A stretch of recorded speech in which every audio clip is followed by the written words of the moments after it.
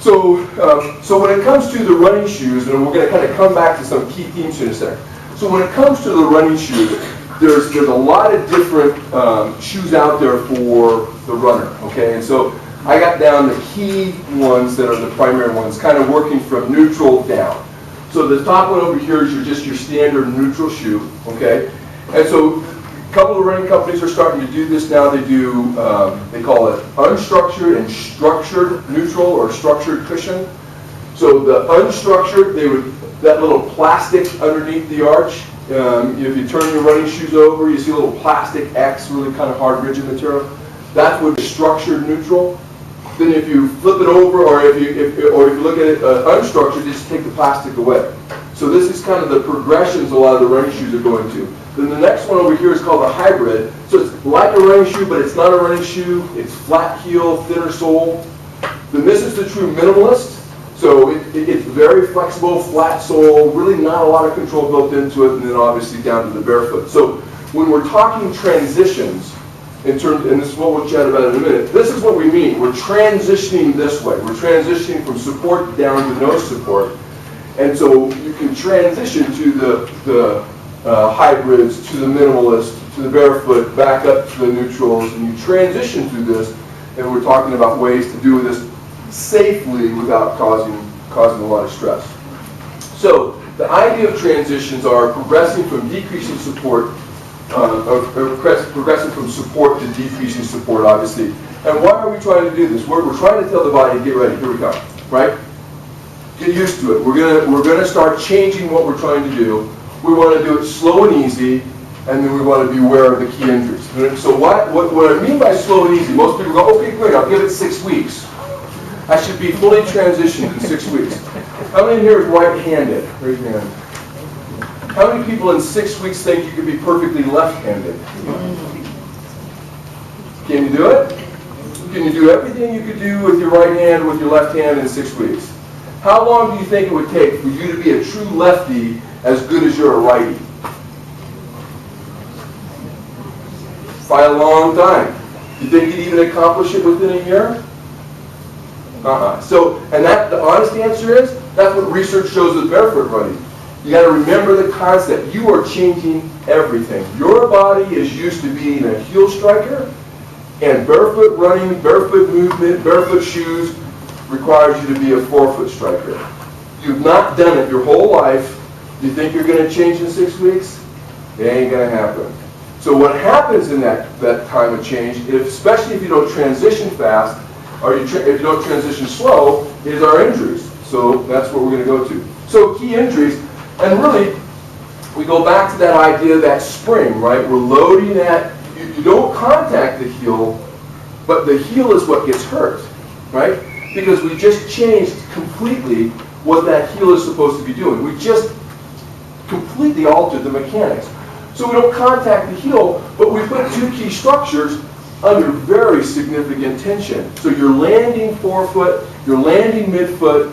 As you land, as you see in that one picture, that heel flexes downward. You're loading under great tension, the plantar fascia and the Achilles tendon. Guess what? Two of the strongest structures in your body. That's a lot of force, right? So that used to take the impact, right?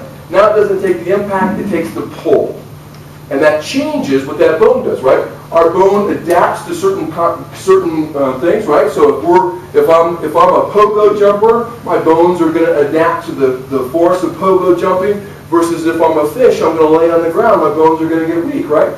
So your heel bone has adapted to striking the ground and not having as much tension of these two major structures on it. So all of a sudden you adapt, or you move over to a running style that puts these structures under great tension. And guess what happens? You get stress fractures. So your plantar fascia underneath, your Achilles tendon here. What's the structure that gets caught in between? Your heel, right? And it's going to get a lot of force on it, and all that constant tension, all that constant pulling, is going to really start to stress this thing. And guess what my clinic is filled with? Stress fractures galore, man. And everybody goes, well, they're all frozen, but no, they're not. They're all heel. As everybody's trying to adapt so aggressively, they adapt themselves right into these big stress fractures. And it was, I tell you honestly, especially last year, because you could really tell lots of people are changing fast. Boy, it was just week after week after week, stress fractures, stress fractures, stress fractures, just rolled right through. And so it's really, really common. And this is exactly why everybody says transition slow. You know, because again, you got to think of the same concept. If you're a righty, how long does it take you to become a lefty? If you're a heel striker, how long does it take you to be a midfoot or forefoot striker? A long time. And that goes back to the idea of the transitions, right? You can start with that neutral, because the neutral is a good way to kind of get you used to what you're not used to, less support. So you can start to build the muscle strength, not just of the foot, but of the hip. And then you can slowly work down into a hybrid. And I always tell everybody, keep your distance at your neutral. Start adding in a hybrid and do short distances. If you want, go barefoot into a minimalist. So let me go back here. So, there you go, sorry. So, you know, keep running here. But if you wanted to do your short runs in this, great. Do your short runs in this. You know, keep your long runs over here. If you want to buy this for around the house, wear this around the house, right? You know, and then you work your way back up and down. Once you kind of get used to this going pretty well and not struggling too much, then maybe you sit instead of this becomes your house shoe rather than this becomes your house shoe. And now instead of doing this for short runs, you can add that to medium, and maybe you go to interval work here or sprint work on grass with this shoe. You know, and so you're just constantly adding something different, building in that ability for your body to adapt. But you got to remember, this adaptation is going to take, I mean, will you ever get here full time? Probably not. That's the 1%ers. They're the guys who either have amazingly great flexibility or adaptability, but most people don't get there 100% of the time. You know, most people can do pretty well here. You know, you'll hear, oh, I can do short runs in this one, but if I got to go more distant, I go to here. If I really got to go really distant, I got to go back up to here. You know, so you're constantly always transitioning through all of these, and you'll probably never stop transitioning through all of these. You'll find a pretty good standard. Well, I can train in this distance here, I can do a lot here, but it's that idea that as you transition, you're doing a lot of the things that we talked about. You're building proprioception, you're building the intrinsic musculature, you're building the feedback loop back up to the hip. You're allowing the foot, every one of these shoes allows that middle arch to drop, spreads the foot out, helps to load the heel. So all of those transitional things now start to come to your advantage. And what we see, going back to the very beginning, is as people transition, truly, we see injuries reduce. But it's in the rapid transitions is where we see injuries go crazy. Okay? So, and it's really kind of interesting that actually there's a lot of guys out there now doing a lot of doing work with barefoot runners. There's no study yet, and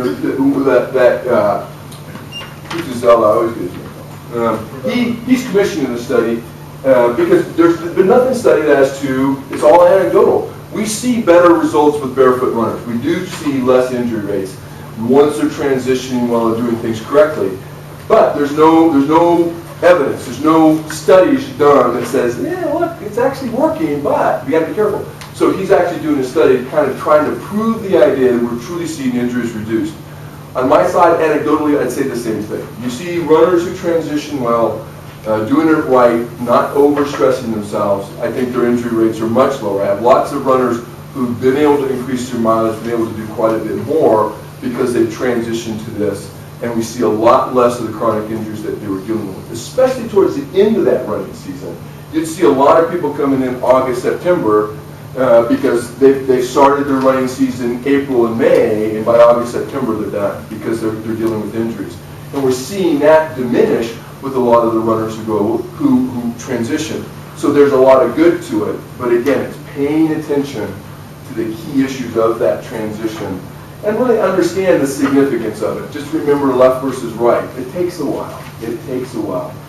Be slow and easy about doing it. Be patient about doing it, and you'll get there. I'll end with this. One of my patients was in the other day. She went down to Boulder because the Newton Running Company's down there, and they put on a running seminar. And She was extremely excited, sounded great, heard all the great positive things of going to barefoot running, bought her new shoes, went out and did all kinds of running. Guess what she came in with? Yeah, heel injury. And she just went gung-ho. I felt great, running better than ever, boom, heel injury.